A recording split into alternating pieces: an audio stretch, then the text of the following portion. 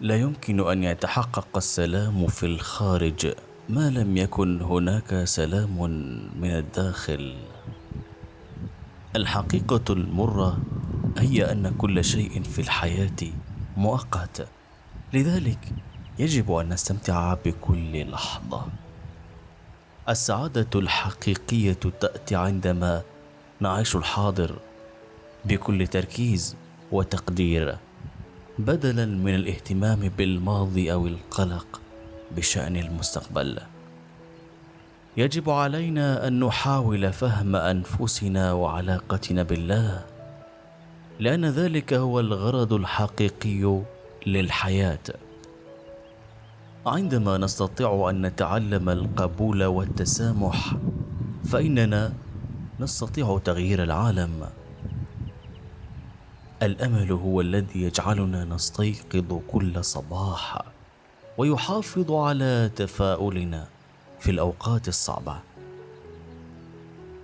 علينا أن نتذكر أنه لا يوجد شيء مضمون في الحياة، وعلينا أن نكون مستعدون لكل شيء. لا تفكر بالخطأ الذي قمت به أمس، بدلا من ذلك فكر فيما يمكن أن تفعله اليوم. إذا كنت تبحث عن السعادة في الأشياء المادية فلن تجدها أبدا. السعادة تأتي من الداخل. لدينا القدرة على التعلم من الخطأ والتقدم في الحياة بشكل أفضل. إذا كنت تريد أن تحقق شيئا كبيرا في الحياة، عليك أن تتوقف عن التفكير فيما إذا كان ذلك ممكنا أم لا، وتبدأ في العمل على تحقيقه. عندما نقوم بعمل جيد ونبذل قصارى جهدنا، يمكننا الشعور بالسعادة والرضا الداخلي. يجب علينا أن نحترم الأفكار والثقافات والديانات الأخرى، وأن نعامل الجميع بالتسامح والمحبة.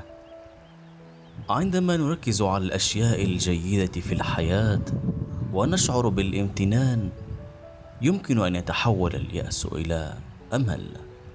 الاسترخاء والاستراحة من العمل اليومي هو أمر مهم جدا للحفاظ على صحة الجسم والعقل. علينا أن نتعلم كيفية التفكير الإيجابي والتركيز على الأشياء الجيدة في الحياة.